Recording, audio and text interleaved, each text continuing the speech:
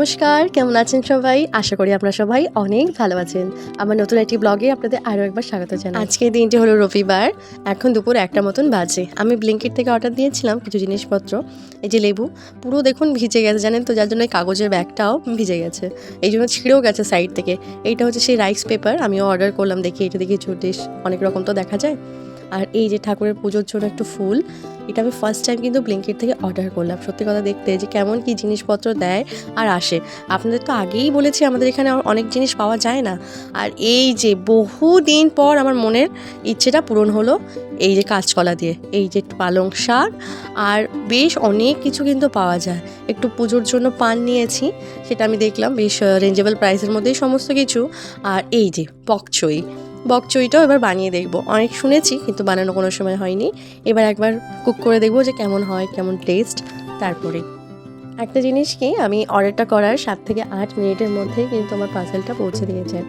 বেশ ভালোও লাগলো, কিন্তু একটা কষ্ট কি, সে পুরো বৃষ্টিটা নিজের মাথায় করে নিয়ে তারপরে এসেছে। এখন বিকেল 4টে মতন বাজে, আমরা বেরিয়েছি একটু শপিংয়ের উদ্দেশ্যে।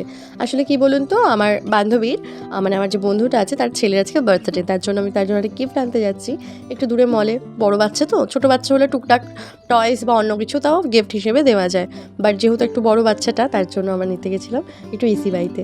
চলুন গিয়ে ভেতরে দেখা যাক কীরকম কী জিনিসপত্র আছে।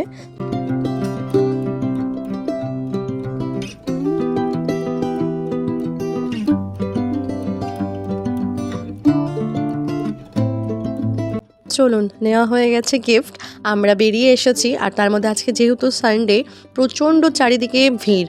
শপিং মলেও যেরকম তেমন সব জায়গাতে কিন্তু ভিড়। তার মধ্যে এখানে তৈরি হচ্ছে ব্রিজটা এই সাইডটাতে, আর সচরাচর তো এই দিকটা আসা হয় না। আর এই দেখুন চারিদিকে ভিড়, গাড়ি কিভাবে কি পার্ক করবে, আমাদের অনেকটা ঘুরে ঘুরে ভেতরের রাস্তা দিয়ে যেতে হচ্ছে। আপনাদের তো আগেই বলেছিলাম যে এই ব্রিজটা হচ্ছে, আর এই দেখুন এখান থেকে স্টার্টিং। এই জন্য ব্রিজটা জানি না কত বছর যে লাগবে। আর এরা খুব সুন্দরভাবে তো তৈরিটা করে, পুরো এক একটা জিনিস চেক করে বাস বানিয়ে দিলাম হয়ে গেল তা নয়, একটু সময় নিয়েই করে। চলুন এবার টুকটুক করে বাড়ির পথ ধরছি। আর এমনিতেও শপিং করতে আসলে নিজের জন্য টুকটাক জিনিস পছন্দ হয়, সেই হিসেবে আজকে বলতে গেলে এখানে যেহেতু শুধুমাত্র জামা কাপড়ই ছিল, ওই জন্য আর জামা কাপড় লাগবেও না, ওই জন্য আর কোনো কিছু পছন্দ হয়নি। আদারওয়াইজ যদি কোনো কিছু থাকতো যেমন বাসনপত্র, হয়তো টুকটাক ওর মানে প্রতি মনটা যেত। আর এই দেখুন ভেতরের যে রাস্তাগুলো, বাড়িঘর দুয়ারগুলো একবার একটু দেখুন, এত সুন্দর লাগে বাড়িঘর দুয়ারগুলো, যেমন ডিজাইন তেমনি কালার, দেখে জাস্ট মনটা একদম জুড়িয়ে যায়।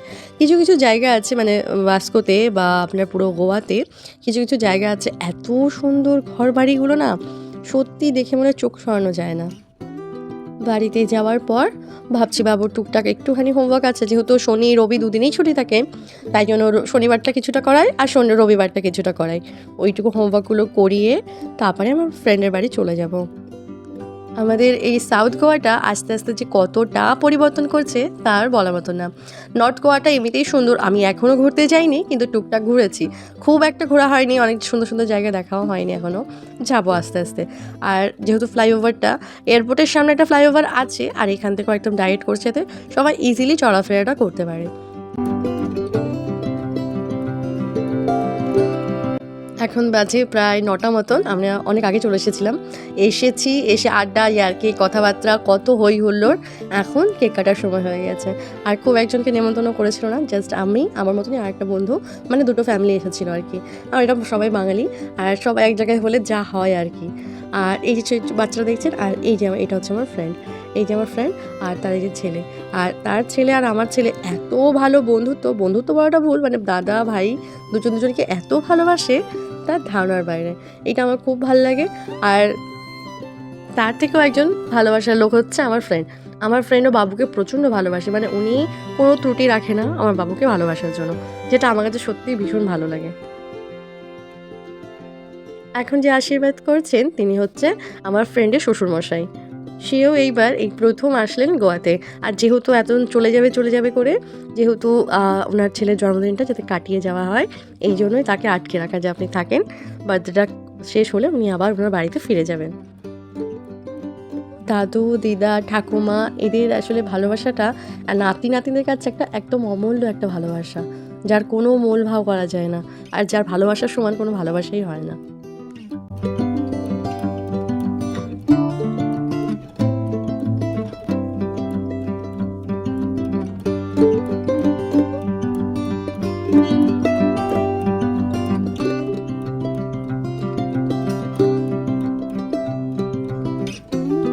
চলুন এখন বার্থডে বয় কেক কাটছে।